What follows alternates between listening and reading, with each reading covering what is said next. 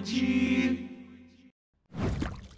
Desde 1673, que o Antoine Van Leeuwenhoek descobriu uma bactéria vista por um microscópio bem primitivo, a gente encontrou estruturas que delimitam os seres vivos. E essas estruturas, pessoal, são nada mais nada menos que os envoltórios celulares. A aulinha que a gente vai trabalhar, portanto, os dois principais envoltórios de qualquer ser vivo, que são membrana plasmática e a parede celular.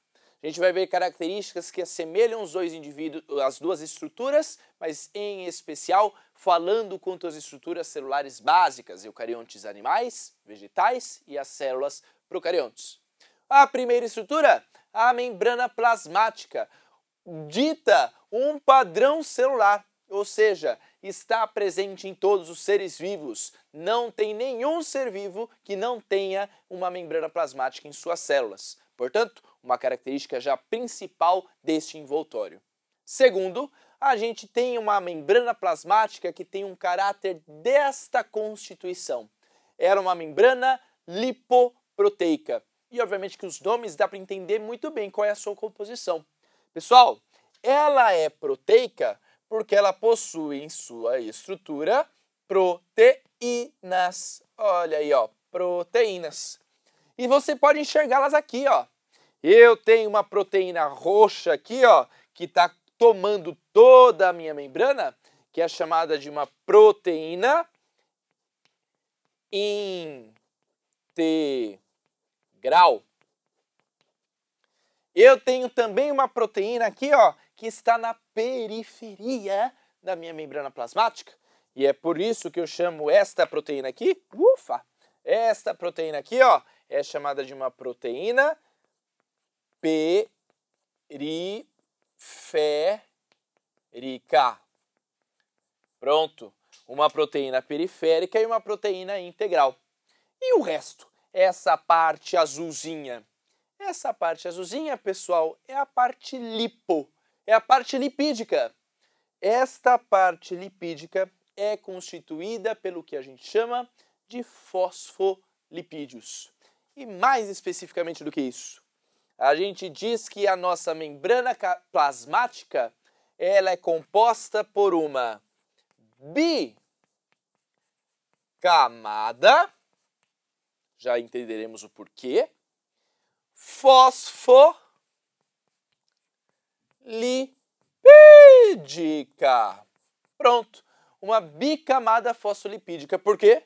Porque ela é composta por fosfolipídios em duas camadinhas. Perceba, uma bolinha, duas perninhas, uma bolinha. Uma bolinha, duas perninhas, uma bolinha. Esta constituição, portanto, tem um espelhado de bolinhas e perninhas. Portanto, a característica que define ser uma bicamada. Beleza? Então, ela é uma bicamada de fosfolipídios. Portanto, muito importante ser retratada assim. E tem, obviamente, algumas especificidades. Perceba que este desenho que eu fiz aqui, pessoal, é um desenho bastante característico, mas está aqui, ó, pá, grudadão na lousa. Só que no caso de um ser vivo, pessoal, essa bicamada, ela é fluida. Ou seja, o envoltório das nossas células é uma bicamada de fosfolipídios em que se movimenta. E além de fosfolipídios, eu tenho encaixes de proteínas integrais e periféricas. Vocês perceberam que a gente tem meio que uma composição toda encaixadinha de partes formando um todo? E este todo é fluido. É por isso que dois pesquisadores chamaram essa estrutura da nossa membrana plasmática de uma estrutura em mosaico fluido. Rafa, mosaico fluido? Sim, o mosaico, pessoal, é uma estrutura formada por vários componentes, todos encaixadinhos, portanto, mosaico. E é fluido porque não é estático. As coisas não ficam paradinhas no mesmo lugar. A membrana toda vai se mexendo e esse mexer nos seus componentes é o que caracteriza ela ser fluida. Legal? Vamos continuar. A membrana plasmática tem quais funções? Primeiro, proteção. Ela envolve as células e, portanto, protege o seu interior. Segundo, ela determina a morfologia, ela determina a forma que a célula vai ficar dependendo da sua função. Terceiro, e mais importante, ela possui a função de permeabilidade seletiva. Ou seja, galerinha, ela é o porteiro da nossa célula. Ela que decide quem vai sair e quem vai entrar e como vai sair e vai entrar. Vai ser por um canal proteico? Vai ser por uma estrutura de vesícula da membrana? Essas passagens através da membrana, a gente já vai aprender sobre esse conteúdo falado de envoltórios celulares e a dinâmica das membranas. Isso é muito importante, portanto. Além disso, nós temos nas membranas plasmáticas estruturas também bioquímicas do colesterol. A gente já viu que colesterol compõe um grupo de lipídios em específico, que são os esterídeos ou esteroides, e provém isso para a membrana uma melhor estabilidade. Assim como alguns carboidratos. Nós veremos que alguns carboidratos de membrana são chamados de glicocálix ou glicocálice, que permitem uma certa função específica quanto à representatividade de uma estrutura, inclusive, por exemplo, de definir o sistema ABO lá do sistema sanguíneo. A gente falará especificamente do glicocálice lá para o futuro. O que você tem que fechar a nossa aula de uma membrana plasmática de bicamada fosfolipídica hoje? Que esta estruturinha, que a gente já falou que é um fosfolipídio, ele é composto por duas partes. Ele é composto por uma bolinha, olha lá a nossa bolinha, e composto por duas perninhas.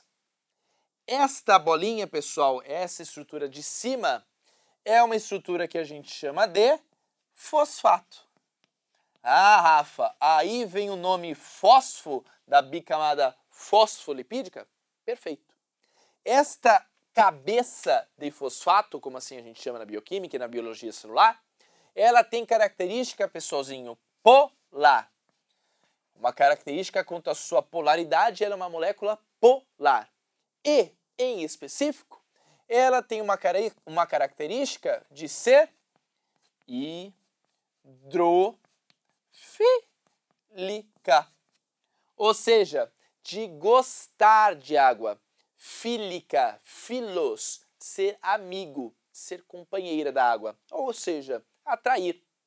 No entanto, a gente também tem as estruturas das perninhas. Essas estruturas das perninhas, obviamente, vão compor a parte lipídica que a gente conhece da membrana. Esta parte das perninhas aqui, ó, a gente conhece como a parte lipídica. Em específico, duas cadeias de ácidos graxos. Rafa, já ouvi esse nome, já mesmo. Os lipídios, pessoal, dependendo dos grupos que a gente estava falando, em específico lá um dos grupos que a gente falou são os glicerídeos, eles eram compostos de ácidos graxos. Então, cada uma dessas perninhas é uma cadeia de ácido graxo. E estas cadeias, pessoal, elas têm característica oposta à do fosfato. Elas são de característica, primeiro, apolar. E segundo, elas sofrem aversão à água. Elas não gostam de ficar com água lá dentro. Portanto, elas são o que a gente chama de hidrofóbicas. Lembra lá de fobia, que tem medo? As cadeias aqui, ó, de ácidos graxos são hidrofóbicas. Elas têm aversão à água. E é por isso que a gente consegue formar essa bicamada. A gente consegue criar uma estrutura em que a água não fica infiltrando e estragando esta membrana, já que a água não fica parada nessa região, e eu permito que eu delimite um espaço de fora e um espaço de dentro da minha célula, portanto, sendo um envoltório. Belezinha, pessoal? Espero que tenha entendido sobre membrana plasmática. Vamos falar de parede celular? Estude